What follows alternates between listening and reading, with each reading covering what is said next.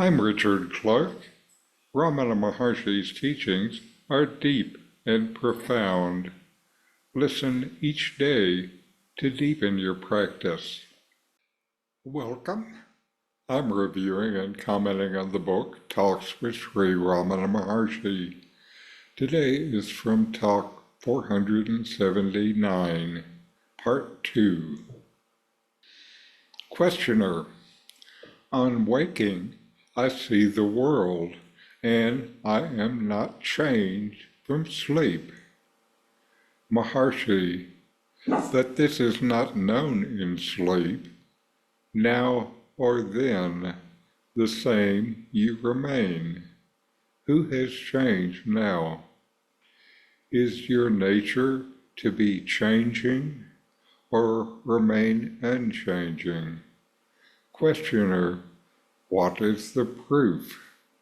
Maharshi, does one's own being require a proof? Only remain aware of your own self. All else will be known. Questioner, why then do the dualists and non-dualists quarrel among themselves? Maharshi, if each one minds his own business, there will be no quarrel. In this dialogue, the questioner is grappling with the experience of waking up and noticing the world around them while feeling as though they haven't fundamentally changed from their state in sleep. The question seems to point to a desire for proof or clarity about the self's nature and how it relates to different states of consciousness, waking, dreaming, and deep sleep. Sri Ramana Maharshi responds by pointing out a simple yet profound truth. Although we are unaware of the external world in sleep, the core self remains unchanged. Whether we are asleep or awake, the self is the same. He encourages the questioner to reflect on this continuity rather than getting caught up in the surface-level differences between waking and sleeping states. Instead of following what changes, Ramana tells us to stay with what is always. What is always within you? The questioner is asked to consider whether their true nature is something that changes or remains steady, pushing them to see that the self is unchanging. When the questioner seeks proof, Ramana Maharshi offers a pivotal insight. The existence of your own being doesn't need external validation. It is self-evident. The fact that you are aware of your existence is proof enough.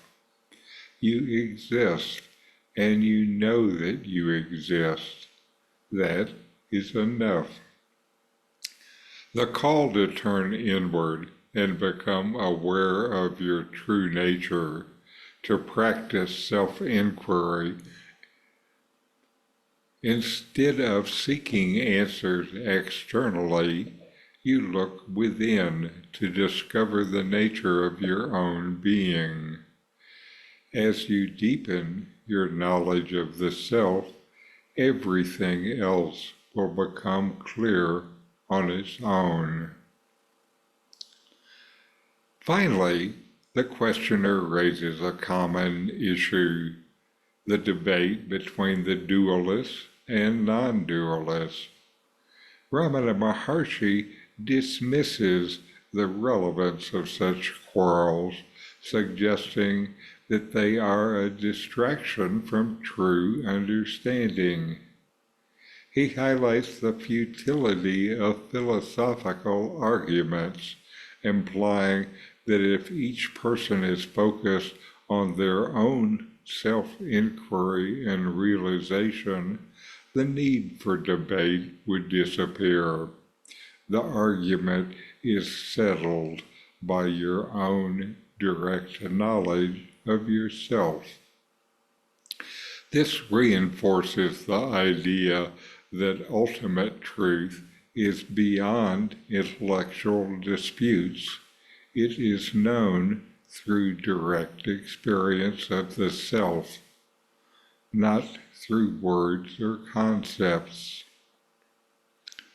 So know yourself and be always free and at peace.